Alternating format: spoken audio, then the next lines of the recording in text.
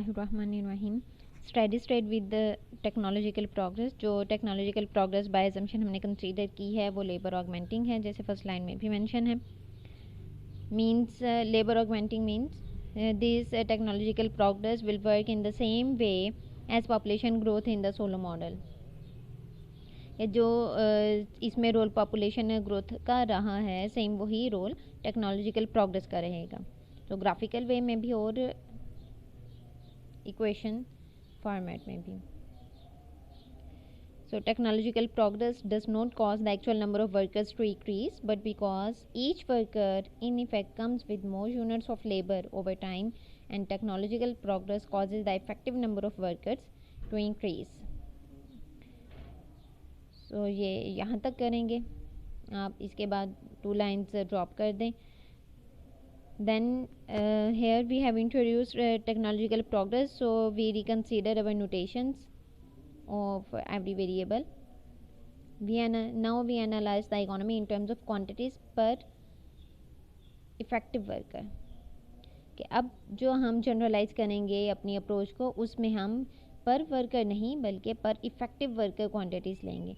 तो आप इसे यहाँ से भी स्टार्ट कर सकते हैं. जो थर्ड लाइन है, now we can generalise the approach by analysing the economy in terms of quantities per effective worker. यानी अब कैपिटल भी है तो यहाँ स्मॉल के टेक्नोलॉजिकल प्रोग्रेस के सोलो मॉडल में capital per effective worker show होगा, आउटपुट भी आउटपुट पर इफ़ेक्टिव वर्कर, और ऑल वेरिएबल्स इसी तरह से शो होंगे जो स्मॉल के स्लैटर्स हैं. और पर इफ़ेक्टिव वर्कर का मतलब है कि अब सिर्फ लेबर से ही डिवाइड नहीं करना बल्कि इफ़ेक्टिव लेबर से डिवाइड करना है. यानी एल से भी और ई से भी डिवाइड करना होगा. वाई ओवर एल इंटू ई है. एल और ई ये दोनों डिवीजन में है. And here so output per effective worker is the function of capital per effective worker. So इस एनालिसिस की बेस पर अगर हम स्टेडी स्टेट इक्वेशन डिराइव करें तो स्टेडी स्टेट इक्वेशन एग्जैक्ट हमारे पास पहले जैसी आएगी, सिर्फ उसमें एक टर्म का एडिशन होगा और वो है जी. जैसे स्टेडी स्टेट की कंडीशन हम चेक करते हैं accumulation of capital. So here we are observing the accumulation of capital per effective worker, and change in capital per effective worker is known as delta K. That is on left side of this equation, and on the right side we write down net investment and break even investment. So net investment I is equal to savings, and saving here we have introduced as part of total output. So small s into function of f of k minus break even investment. अब बिल्कुल पहले के case की तरह जो depreciation rate है delta, वो भी आउटपुट को यूटिलाइज करता है और आउटपुट पहले की निस्बत कम हो जाता है. पॉपुलेशन ग्रोथ रेट ज़्यादा होगी तो ज़्यादा वर्कर्स को ज़्यादा कैपिटल चाहिए, सो जो एग्जिस्टिंग कैपिटल स्टॉक है वो थोड़ा हो जाएगा. तो ये भी कम करता है कैपिटल एक्यूमुलेशन को. जी, अगर वर्कर ज़्यादा इफेक्टिव हो गए हैं तो फिर भी उन्हें ज़्यादा कैपिटल चाहिए. अब क्योंकि वो उनकी एफिशिएंसी ज़्यादा हो गई है, वो ज़्यादा काम करना चाहते हैं, इस वजह से. तो ये डेल्टा एन एन जी यानी डेप्रिसिएशन इन्वेस्टमेंट और population growth rate and technological progress rate, ये तीनों रेट्स ही हमारे पास ब्रेक इवन इन्वेस्टमेंट कहलाते हैं, क्योंकि हमारे कैपिटल स्टॉक की एक्यूमुलेशन को कम करें. ये डिक्यूमुलेशन के फैक्टर हैं. ये ब्रेक इवन इन्वेस्टमेंट ये नेगेटिव इम्पैक्ट इम्पोज कर रहे हैं, इसलिए इन तीनों का जो नेगेटिव साइन उसे हमने कॉमन कंसीडर कर लिया है.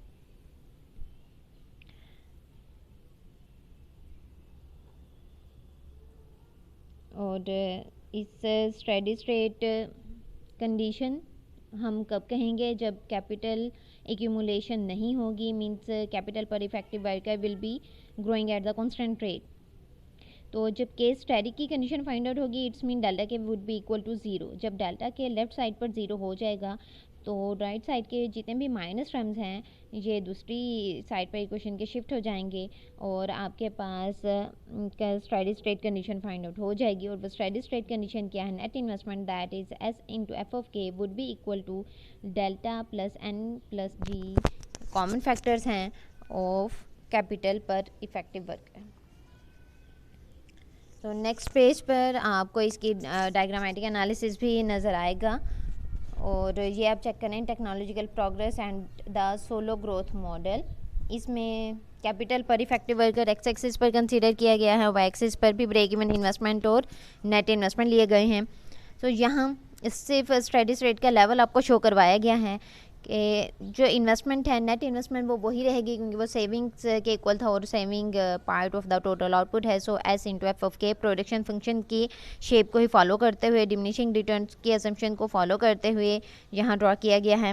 और इसके अलावा जो straight line from the origin है ब्रेक इवन इन्वेस्टमेंट की, पहले आप सिर्फ लिखते थे डेल्टा प्लस एन, अब टेक्नोलॉजिकल प्रोग्रेस इंक्लूड होने की वजह से आप लिखेंगे डेल्टा प्लस एन प्लस जी। जहाँ ये दोनों ही इंटरेक्ट होते हैं यानी positive and negative forces intersect होंगी, वहीं पर कैपिटल एक्यूमुलेशन स्टॉप हो जाएगी। और वो पॉइंट है आपके पास स्टेडी स्टेट का पॉइंट, जो यहाँ केस स्टडी के नाम से सिंबल से शो कर दिया गया। सो यह इसी डायग्राम के बिल्कुल सामने जो लिखा गया इस डायग्राम की डिस्क्रिप्शन के तौर पर वो बहुत अच्छी है, आप इसे ही इस डायग्राम के एक्सप्लेनेशन के तौर पर भी प्रिपेयर कर सकते हैं। So here the inclusion of technological progress does not substantially alter our analysis. Substantially का मतलब है बहुत ज़्यादा है कि इतना prominently, alter का मतलब तब्दील करना, तो हमारे स्टेडी स्टेट के एनालिसिस को बहुत ज़्यादा तब्दील नहीं किया है इसने। इसे एग्जैक्टली वैसे ही काम किया है जिस तरह से हमने पॉपुलेशन ग्रोथ के टर्म को इंट्रोड्यूस करवाया था। So output per effective worker are constant and this constant is represented in the diagram by case study.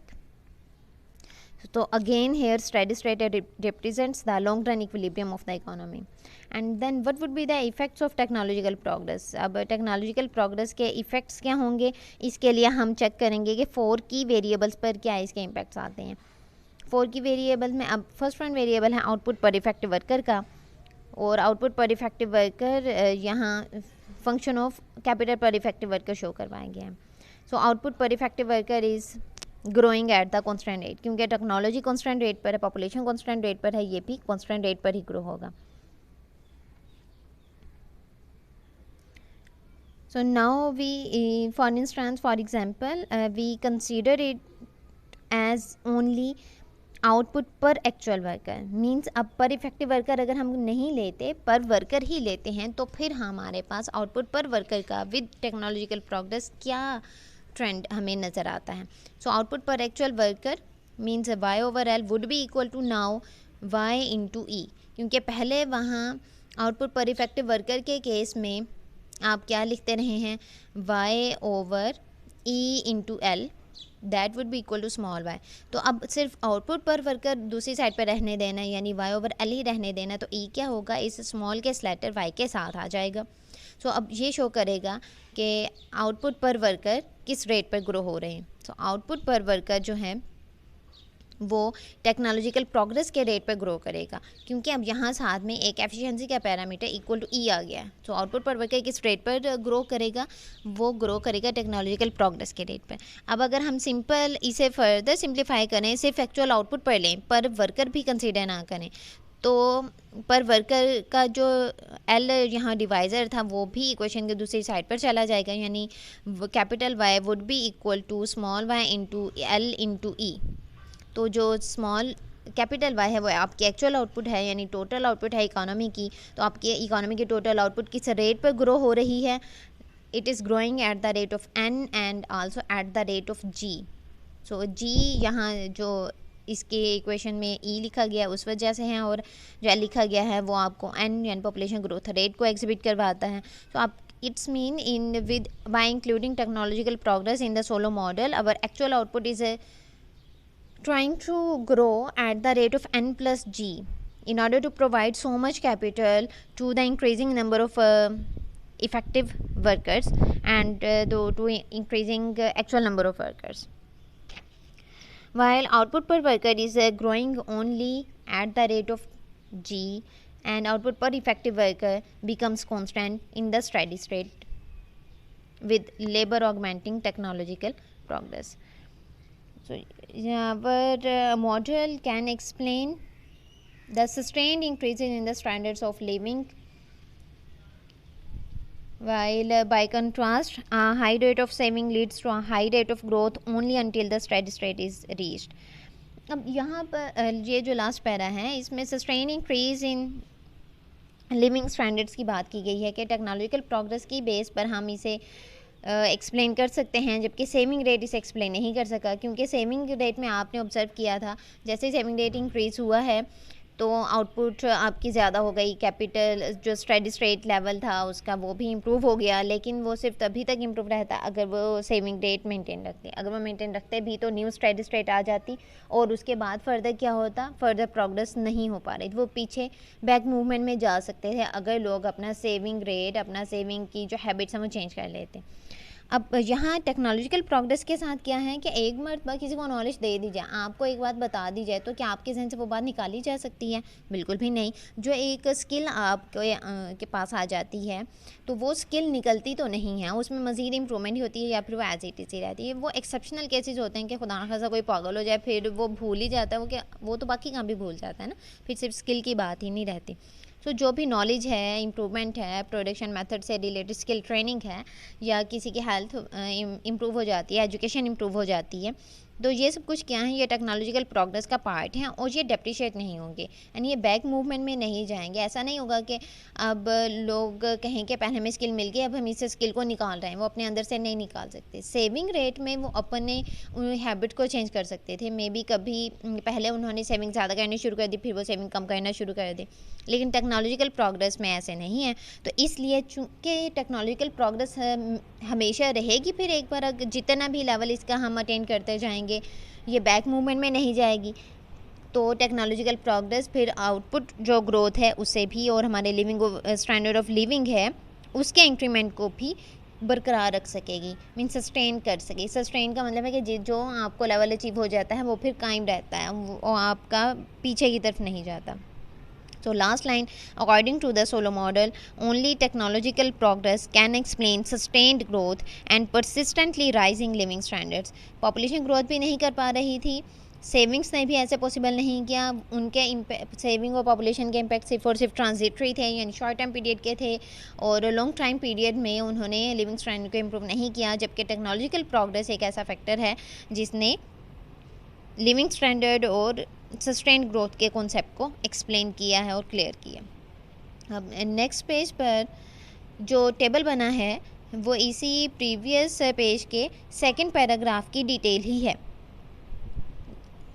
इसी टेबल की बेस पर है।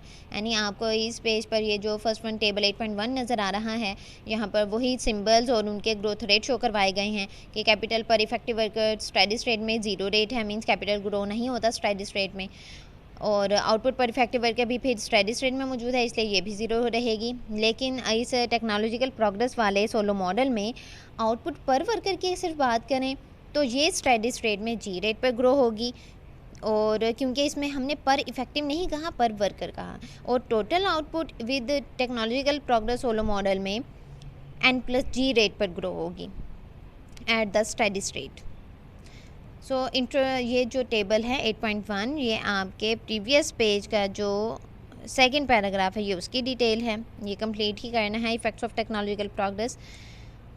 Then after the steady state impacts of technological progress, we consider here the golden rule criteria with technological progress कि अब golden rule level of capital पर क्या impacts आएंगे इसके। इसमें भी कोई substantial changes नहीं आती, बहुत ज़्यादा prominent changes नहीं आती, मामूली ही है कि अब जो golden rule level of capital है वो स्टेडी स्टेट होगी जहाँ consumption per effective worker maximum, पहले हम सिंपल कहते रहे थे कंजम्पशन पर वर्कर मैक्सिमम हो, और अब हम कंसीडर करेंगे consumption per effective worker maximum हो जाए। So golden rule level of capital is now defined as the steady state which that maximizes consumption per effective worker. So previous rules और previous derivation को जो आपको basic model में समझाई गई है, आप उस एग्जैक्टली उसी डेरिवेशन को फॉलो करते हैं, लेकिन अब बस काम क्या करना है कि जहाँ एल आएगा वहाँ अपने साथ में ई लिख देना है, जहाँ स्मॉल एन आएगा वहाँ आपने स्मॉल जी लिखते जाना है, क्योंकि लेबर ऑगमेंटिंग टेक्नोलॉजिकल प्रोग्रेस को आपने इस मॉडल में इंट्रोड्यूस करवा दिया है। तो आपके पास फाइनल इक्वेशन जो स्टेडी स्टेट में भी हो और कंजम्पशन को भी मैक्सिमम कर रही हो, यही गोल्डन रूल की बनेगी, और वो आपके पास आती है सी स्टेटिक के फॉर्मेट में। C static means steady state capital per consumption per effective worker, C static means steady state level of consumption per effective worker is the function of capital per effective worker at the steady state minus break even investment at the steady state. So consumption would be maximized here if MPK would be equal to delta plus N plus G. यानी आप ये maximisation के लिए हम mostly क्या करते हैं, first order derivative लेते हैं, फर्स्ट ऑर्डर डेरिवेटिव को इक्वल टू जीरो कंसीडर करते हैं. सो सी स्टैटिक वाली इक्वेशन का फर्स्ट ऑर्डर डेरिवेटिव लें तो एफ ऑफ के पोर्शन आपके पास हो जाएगा एम पी के, और जो ब्रेक इवन इन्वेस्टमेंट है वो आपके पास उसमें से के वेरिएबल वो आउट हो जाएगा, सिर्फ पैरामीटर्स रह जाएंगे. और फर्स्ट ऑर्डर कंडीशन में मैक्सिमाइजेशन में हम इक्वल टू ज़ीरो कंसीडर किया था. डी जो सी स्टैटिक है इसका डेरिवेटिव लेने से वो साइड ज़ीरो हो जाती है, तो माइनस वाली साइड इक्वेशन की दूसरी तरफ आकर पॉजिटिव में कन्वर्ट हो जाएगी. So M P K would be equal to delta plus N plus G. इसके अलावा आप इसे M P K minus delta यानी net of depreciation marginal product of capital करके भी लिख सकते हैं. यानी M P K minus delta would be equal to then in this case N plus G. तो ये दोनों ही सेम फॉर्मेट्स ही हैं, कुछ भी आप यूज़ कर सकते हो. वर्ड से आपने जो बेसिक मॉडल में golden rule level of capital को फाइंड आउट करने की डेरिवेशन मेथड समझाया गया है, उसी मेथड को फॉलो करते हुए यहाँ पर भी golden rule level of consumption and golden rule level of capital को फाइंड आउट करना है. ये कंडीशन आपने फाइंड आउट करनी है, इसकी डेरिवेशन एग्जैक्टली उन्हीं स्टेप्स को फॉलो करते हुए करनी है. काम क्या करना है, आप सिर्फ जहाँ एल लिखा है वहाँ साथ में मल्टीप्लाई बाय ई लिखते जाना है, जहाँ एन आता जाएगा वहाँ साथ साथ जी लिखते जाएं, आपको सब कुछ क्लियर हो जाएगा.